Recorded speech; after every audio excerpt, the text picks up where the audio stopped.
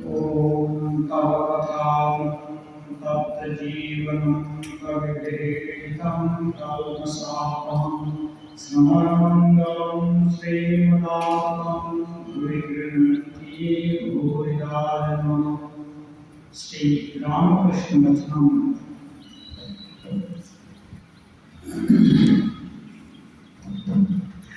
Master आदि के प्रति श्री रामकृष्ण देव उपदेश देते हैं। वही प्रश्न चल रहा है। मन श्री रामकृष्ण देव के कहने पर कि हाजरा में बड़ी विचार होती है, तो मन कहते हैं कि हाँ, क्या कोई नहीं समझ सकता है? जिसकी जैसी होती है उतनी ही तो वह सोचता है। मैं सब कुछ समझ गया, आप जैसा कहते हैं। एक चींटी चीनी के पहाड़ के पास गई थी। उसका जब एक ही दाना से उसका पेट भर गया, तब उसने कहा, अब की बार आऊंगी तो मैं पूरा पहाड़ खा ले जाऊंगी। ये हाजरा की विचार होती है।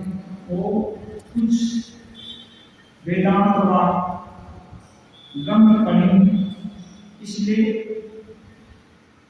रामकृष्ण देव से बार-बार तर्क करते हैं। और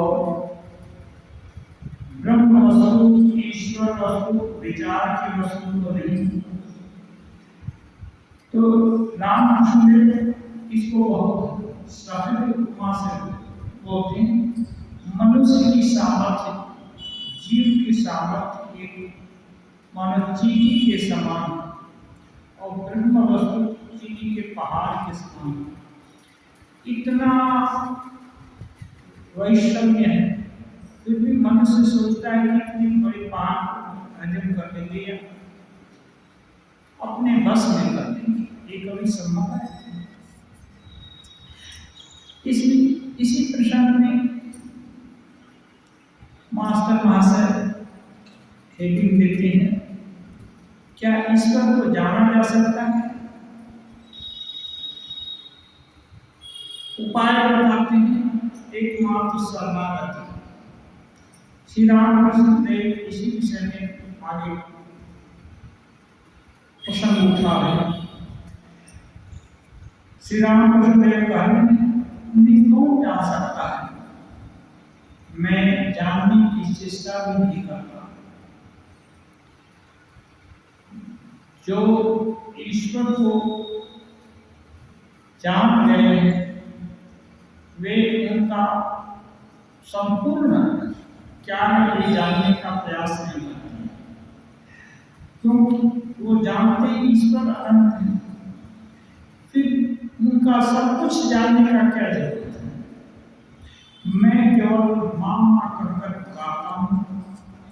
माँ चाहे जो करे, उनकी इच्छा होगी तो वे समझाएंगे, और न इच्छा होगी तो न समझाएंगे। इससे क्या है? मेरा स्वभाव बिल्ली के बच्चे की तरह है। बिल्ली का बच्चा केवल म्यू म्यू करके पड़ा रहता है, पुकारता रहता है। इसके बाद उसकी माँ जहाँ रखती है वहीं रखता है। कभी कंडोले में रखती है और कभी बाबू साहब के बिस्तरे पर रख देती है। छोटा बच्चा बस माँ को ही चाहता है। माता का कितना ऐश्वर्य है वह नहीं जानता, जानना भी नहीं चाहता। वह जानता है मेरी माँ है, मुझे क्या चिंता। नौकरानी का लड़का भी जानता है मेरी माँ। बाबू के लड़के के साथ अगर लड़ाई हो जाती है तो वह कहता है मैं अपनी माँ से करूँगा। मेरी माँ है, मेरी माँ है ना। मेरा भी संतान भाव है। अब ईश्वर एक दूर वस्तु है, बहुत दूर की वस्तु है। ईश्वर लाभ बहुत बड़ा लाभ है और वहां तक पहुंचने के लिए बहुत प्रयास की आवश्यकता है। और जो कोई भी प्रयास हो वो बहुत ही थोड़ा है। ईश्वर की अवधारणा भी मनुष्य जितना कर सकता है, तर्क से, विचार से, बुद्धि से, सब कुछ से पूरा वहां तक विचार जा ही नहीं सकता है। तो ऐसी अवस्था में शास्त्र और महापुरुष लोग बताते हैं एक उपाय है कि जब समुद्र अपने में नहीं समा सकता तो क्यों हम अपने को समुद्र में डालें। बात तो एक ही हो गई है, समुद्र होना है तो हम समुद्र में अपने को डालें तो ये आसान है, ये हमारी सामर्थ्य के अनुसार है, हम प्रयास कर सकते हैं। अब समुद्र को ही अपने में ले पूरा थोड़ा ज्यादा कठिन लगता है ये, लेकिन एक उत्साह होता है, क्या बोलते हैं, साधक का। जब शक्ति भगवान पर भरोसा बढ़ जाता है और साधना में उसकी उन्नति होने लगती है तो बड़ा उत्साह भी होता है, अनेक समय उत्साह होता है। इसी उत्साह के बल पर स्वामी जी कहते हैं पूर्वस्तारक चरणम समुद्रम उत्पादयामो बला किंतु न विजानसि रामकृष्ण दासा में। हम ताराग्रह जो हैं इनको हम चूर्ण कर सकते हैं, समुद्र को एकदम उलट करके दूसरी जगह पर बहा दे सकते हैं। हमारी इतनी सामर्थ्य है, क्यों? क्योंकि हम रामकृष्ण के दास हैं। ऐसे ही हनुमान जी लंका में राक्षसों को मार रहे हैं, जब गए थे अशोक वाटिका उजाड़ दी, फिर पौधों को मारे तो धीरे धीरे राक्षस खानापुशी कर रहे हैं, कौन है, असुर है या देवता है न क्या है न क्या है।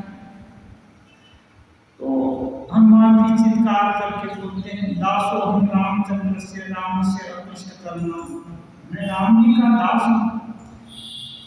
वो राम जी जो अकृष्ट कर्म करने वाले हैं, करते हैं। अक्लिष्ट माने जो जिसकी कल्पना नहीं कर सकता, बहुत कष्ट से भरा हुआ कर्म भी राम जी सहजता से संपन्न कर देते हैं। ऐसे राम जी का मैं दास हूँ। अरे कल्पना कर लो कि जब मैं तुम लोग के छक्के छुड़ा सकता हूँ तो राम जी आएंगे तो क्या होगा, इसलिए समझ जाओ। ये भक्त का, इसको भक्ति का अहंकार बोलते हैं। ये खराब नहीं है, लेकिन इतना अहंकार हो जाने की नहीं, राम से भी हम ऊपर है तो मुश्किल हो जाता है। ये दूसरा हम उनका है, ये होना, मैं समुद्र का हूँ, ये होना, ये चलेगा।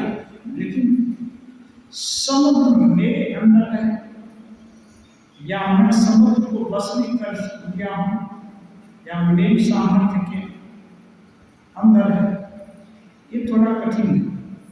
इसलिए जब ऐसी अवस्था है कि हम जीवों की अवस्था, कि जीव की सीमा इतनी है, तो जब हमें ससीम शक्ति दी गई है तो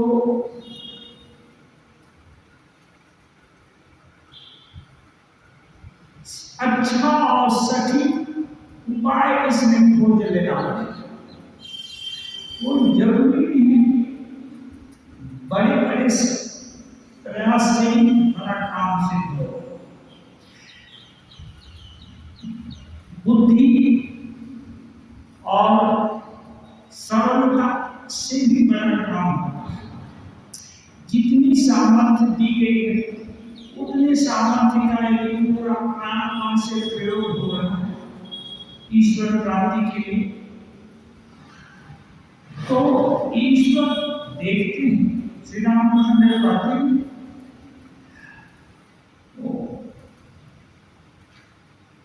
ईश्वर जो चींटी है ना, चींटी के पैर में यदि नूपुर बंधा हो उसकी भी आवाज सुन सकते हैं। किसी के हृदय में क्या क्या हो रहा है वो सब होने के पहले ही वो जान जाते हैं, वहां पहुंचे ही हुए हैं। इसलिए कौन क्या कर रहा है इस पर ज्यादा ध्यान नहीं देते, कौन क्या चाहता है, उसकी टेंडेंसी क्या है इस पर ध्यान देते हैं। तो अपनी सामर्थ्य को यदि उसका भरपूर उपयोग किया जाए, जागतिक रूप से कोई चीज पाना चाहते हैं तो उसमें भी यही नियम है। पूरा मन प्राण देकर यदि कोई काम करे तो उसमें देखा गया है सफलता मिलती है। और भगवत वस्तु इतनी ऊंची है, इतनी महान है, उसको पाने के लिए पूरा मन प्राण नहीं देंगे तो कैसे होगा। इसलिए देना है, लेकिन कौशल से देना है, अहंकार करके नहीं, गलत अभिमान नहीं होना चाहिए। इसलिए कौन सा अभिमान भी ठीक है, कौन सा बेठीक है, इसको समझने के लिए साधु संत का जरूरत है, सत्संग का जरूरत है। बहुत लोग एक ही विषय को कोई पढ़ रहा है, कोई चर्चा कर रहे हैं, कोई सुन रहा है, ये प्रयास करते करते तब वस्तु है ना एक भीतर में एकदम भर कर जाती है। एक बार सुनने से नहीं होता है, बार बार सुनना पड़ेगा। और वृत्ति सकल असक्त उपदेशा, सकल माने एक बार, असक्त मन बार, वो बार बार उपदेश करना पड़ेगा, बार बार सुनना पड़ेगा, बार बार सुनना भी पड़ेगा। तो रामकृष्ण देव कहते हैं मेरा बिल्ली के बच्चा जैसे माँ को सर्व समर्थ जानकर उसको पूरा शरणागत हो जाता कि ठीक है मेरी कम सामर्थ्य, तुम्हें जो हो मेरी हो, और जन्म मानव देती है नहीं पड़ा रहता। और एक जगह बंदर के बच्चे के स्वभाव का, बंदर का बच्चा मां को पकड़ कर रखता है, तो वो दूसरा भाव है, उस भाव की यहाँ चर्चा नहीं है। सबसे उत्तम भाव है कि मां के अधीन छोड़ देना। तो श्री रामकृष्ण देव कहते हैं मेरा यही संतान भाव है, मैं पूरा पूरी मां के अधीन, मैं मां कौन सी है क्या है, पूरा पूरी मां को मैं जानना भी नहीं चाहता। वे जो जनाएंगी उतना जान करके मुझको संतोष हो जाता है। ये भाव मधुर भी है और आसान भी है, इसमें ज्यादा लोग मेहनत नहीं करना, केवल थोड़ा अलर्ट रहने का, एकदम सतर्कता तो चाहिए। कभी ये पटवारी बुद्धि से काम नहीं चलेगा, जो भाव होगा एक भाव होने से तब होगा।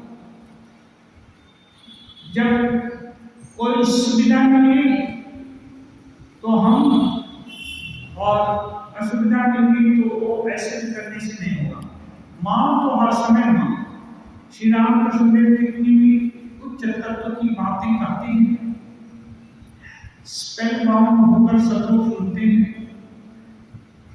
वे ये नहीं करते मैं कह रहा हूं, उनका तब भी भाव रह जाता, वो जानते ही कर रहे हैं, क्या कर रहे हैं, माँ ही सब बुला देती है, रास खेले देती है। हाँ, माँ रास खेल देती है, ज्ञान का भंडार है उनके जीवा पर आ जाता है।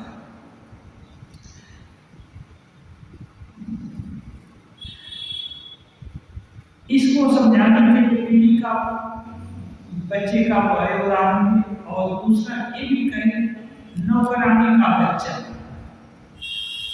नौकरानी कहाँ गए रुपए की नौकरी कर रही बाबू के यहाँ, बाबू का लड़का कहाँ बाबू के जैसा पूरे धन का मालिक है, लेकिन दोनों लड़ाई करते हैं।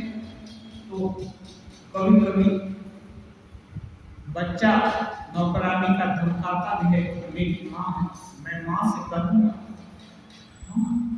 तो ये वो नहीं जानता कि माँ क्या कर सकती है, माँ तो उसकी नौकरानी है, उसको ज़्यादा कुछ नहीं कर सकती, लेकिन फिर भी वो जानता मेरी माँ सब कुछ कर सकती है। तो ऐसा भाव माने एकांतिक भाव, उसको ज़्यादा आगे पीछे का ज्ञान नहीं है, माँ ही सर्वस्व है, ऐसा भाव। तो ये यदि भगवत कृपा से यदि ईश्वर है ऐसा बोध हो जाए और इस भाव का पोषण किया जाए, पूरा सब कुछ छोड़ करके निरालंब होकर उनको अपने को सरेंडर कर दिया जाए, तब ये भाव का यदि लगातार प्रैक्टिस किया जाए, दिन में रात में सोते जागते हर अवस्था में, तो धीरे धीरे भाव घनीभूत हो जाने से फिर योग क्षेम महान में वो अवस्था आ जाती है। फिर ऐसी अवस्था आ जाती है कि गुरु यदि बोले ताल के पेन से कूदने के लिए, तो गुरु वाक्य पर इतना विश्वास है कि और बाकी चीज सुनने का क्षमता और सोचने की क्षमता भी नहीं है, जरूरत भी नहीं है, सीधा उसको एक्शन में लेता है। तो ऐसा कितने गुरु भक्त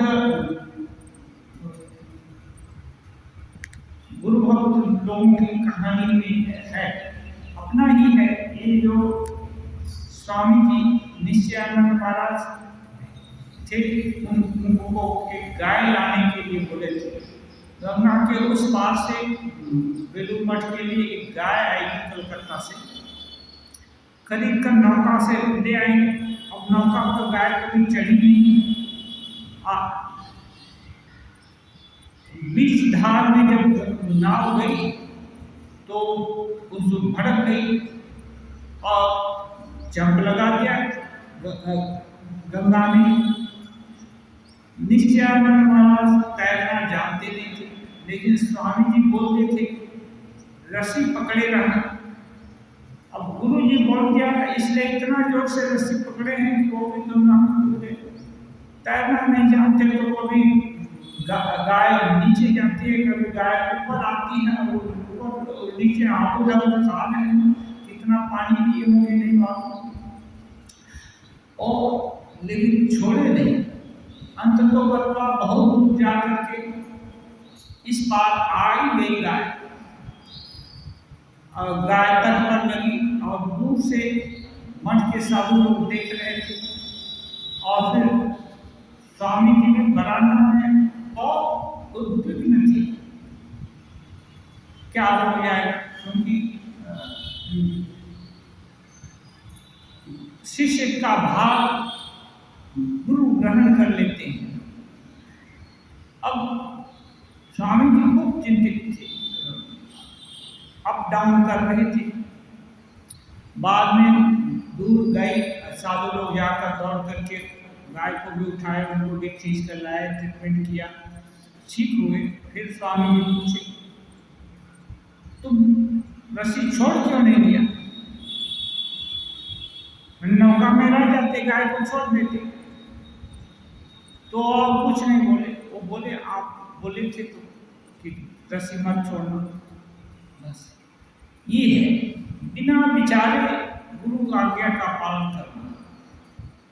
करने से बहुत जीवन की समस्या का समाधान हो जाता है। क्योंकि बाप क्या है, शक्ति का खेला है। शक्ति केंद्रित तभी होती है जब किसी भी विषय में दृढ़ विश्वास हो गया तो शक्ति का संकेंद्रण अपने आप हो जाता है। और जहाँ शक्ति है, समर्थ आदमी हर कुछ कर सकता है।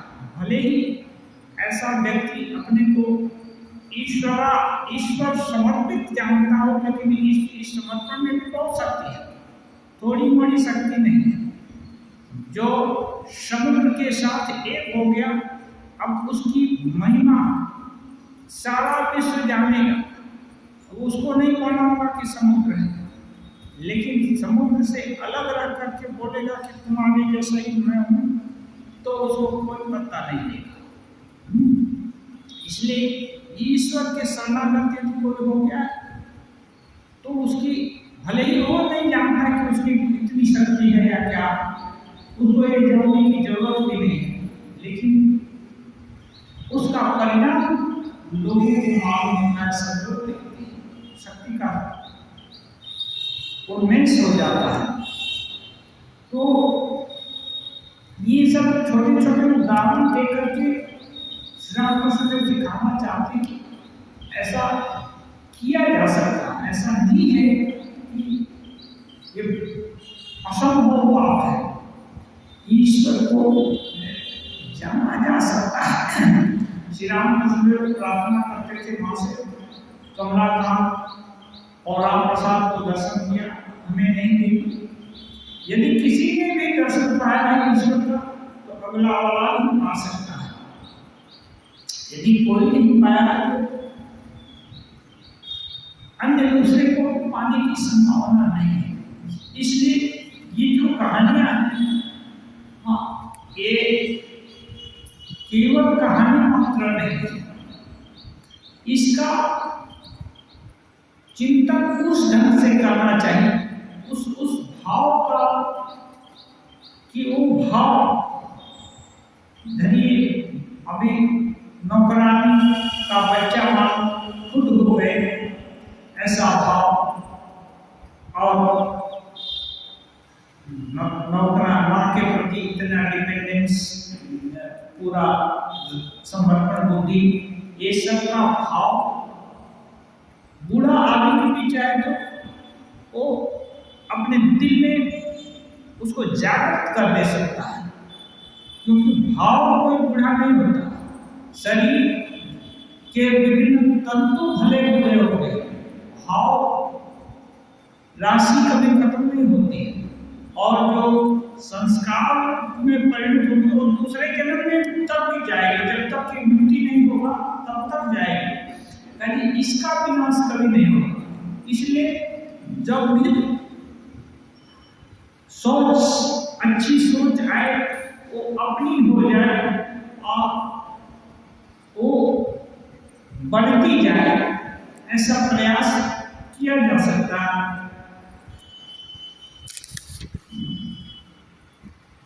श्री रामकृष्ण अकस्मात अपने को दिखाकर अपनी छाती में हाथ लगाकर मन से कहते हैं, अच्छा इसमें कुछ है, तुम क्या करते हो? श्री रामकृष्ण देव कभी कभी जब बहुत हो गया था, वो तो क्षण वेश में है, कभी कभी दिखाना चाहते हैं। सीधा यदि भगवान आकर के यहाँ खड़े हो जाए किसी भी रूप में और बोले कि मैं वही ईश्वर का अवतार हूँ, कोई विश्वास नहीं करेगा, सब लोग बोलेगा ये ढोंगी है और कुछ ऐंठने की इच्छा से ऐसा सब कर रहा है। लेकिन इतनी साधना, इतनी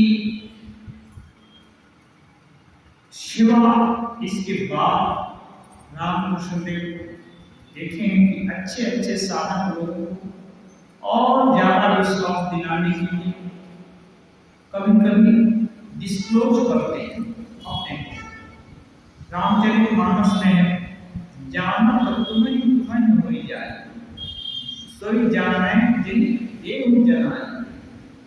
ईश्वर जिसको अपनी पहचान करा देते हैं वही उनको जान सकता, नहीं तो जीव की क्या विशाल की ईश्वर को जान कभी नहीं जाना जा सकता है। स्वल्प बुद्धि से क्या होगा, मानव बुद्धि से कुछ नहीं होगा। इसलिए कृष्ण भगवान बोलते हैं दिव्यम ददामि ते चक्षु, मैं रखूं तुम इस चरण चक्षु से मुझको नहीं देख सकते, इसलिए तुम मेरे प्रिय हो, इसलिए मैं तुम्हें दिव्य दृष्टि देता हूं, उससे देखो मैं क्या हूं। तो कभी कभी ऐसे कहते हैं, तब क्या करें, मणि निर्वाण भाव से श्री राम कृष्ण को देख रहे हैं, शायद सोच रहे हैं श्री राम कृष्ण के हृदय में साक्षात जगन माता है। मणि अपने मन का भाव यहाँ व्यक्त कर रहे हैं। क्या जीव के कल्याण के लिए मां स्वयं देह धारण करके आई हुई? मणि सोच रहे हैं, कुछ नहीं बोल रहे हैं और होकर के देख रहे हैं, क्या वही मां जीवों के उद्धार के लिए शरीर धारण की हुई है?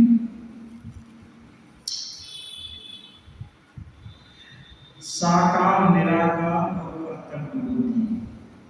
श्री राम कृष्ण दक्षिणेश्वर में काली मंदिर के सामने चबूतरे पर बैठे हैं। काली मंदिर में जगन माता के दर्शन कर रहे हैं। पास ही मास्टर आदि भक्तगण बैठे हुए हैं। थोड़ी देर पहले श्री राम कृष्ण ने कहा है, ईश्वर के संबंध में अनुमान आदि लगाना व्यर्थ है। अनुमान आदि ईश्वर के संबंध में लगाना व्यर्थ है। उनका ऐश्वर्य अनंत है।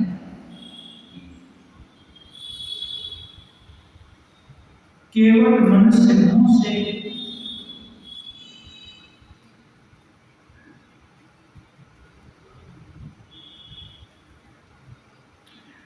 कहते हैं उनका ऐश्वर्य अनंत है। बेचारा मनुष्य मुंह से क्या प्रकट कर सकेगा? निरीह प्राणी मनुष्य है, मुंह से क्या ईश्वर क्या है बोल सकेगा? एक चींटी के पहाड़ के पास जाकर चीनी का एक कण खाया, उसका पेट भर गया, तब वह सोचने लगी अब की बार आऊंगी तो पूरे पहाड़ को अपने दिल में उठा ले जाऊंगी। ये सब चिंतन मन फिर से कर रहे हैं। इसी को दिलवाले कहते हैं। जो भी अच्छा प्रसंग हुआ, सब प्रसंग हुआ, उसको सोचना है इसका क्या परिणाम है, अपने जीवन में क्या लाभ है, कैसे इसको अपना मन मान सकता है, किस प्रकार से मानने से मेरा उत्कर्ष होगा, और मेरा उत्कर्ष हो रहा है तो इसको दूसरे भी कैसे ग्रहण कर सकते हैं, चाहे आदि आदि। इस विषय के चिंतन को कहते हैं मनन।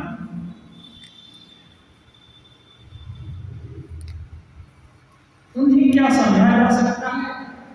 इसीलिए श्री रामकृष्ण देव और भी कहे थे, उन्हें क्या समझा जा सकता है? इसीलिए मेरा प्रेम के बच्चे का स्वभाव है, माँ जहाँ भी रख दे मैं कुछ नहीं जानता, छोटे बच्चे नहीं जानते माँ का कितना ऐश्वर्य है, माँ क्या क्या कर सकती है, छोटे बच्चे नहीं जानते, जानना भी नहीं चाहते। माँ से लिपट गए बस, परम शांति में परम सुरक्षित है, और कुछ नहीं चाहिए उनको जानना। श्री रामकृष्ण काली मंदिर के चबूतरे पर बैठे स्तुति कर रहे हैं, कह रहे हैं ओ माँ उनका रूपिणी माँ, ये लोग कितना सब वर्णन करते हैं, माँ कुछ समझ नहीं सकता, कुछ नहीं जानता माँ, शरणागत केवल यही करो माँ जिससे तुम्हारे श्री चरण कमलों में शुद्धता भक्ति हो। अब और अपनी भुवन की माया में मोहित न करो मां, शरणागत शरणागत। ये भाव साधन में आए, कुछ शब्द मात्र नहीं। ये दीर्घ 12 साल तक कठिन साधना करने के बाद श्री रामकृष्ण देव को मालूम हो कि नहीं, एक गाना है बंगला में, बाकी कोई ठीक बसे था रे रामकृष्ण नाम में मशगूल है। एक जहाज जब सागर में चला गया, अब चिड़िया चाहती है कि जमीन पर जाए। अब उसकी विशाख नहीं कि हजारों किलोमीटर दूर उड़ करके जाए, इतना सामर्थ्य भगवान ने दिया है। उड़ कर गई 200-500 मीटर दूर जाकर आराम करती है। और यहाँ तो हजारों किलोमीटर तक चलना है।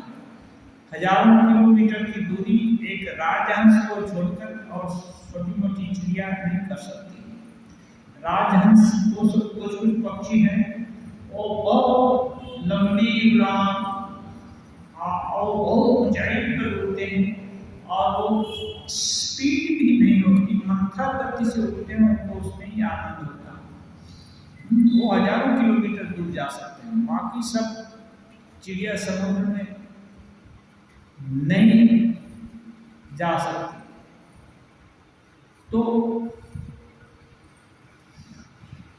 इस शरणागत भाव श्री रामकृष्ण का है, और ये इतने मधुर कंठ से कभी कभी कहते हैं कि सुनने वालों का दिल पसीज जाता है, और वे सोचते नहीं इसमें कोई बनावट नहीं। मंदिर में आरती हो गई, श्री रामकृष्ण कमरे में छोटे तख्त पर बैठे हैं, महेंद्र जमीन पर बैठे हैं। महेंद्र पहले श्री केशव सेठ के विराट समाज में हमेशा जाया करते थे। श्री रामकृष्ण का दर्शन करने के बाद फिर वहां नहीं जाते।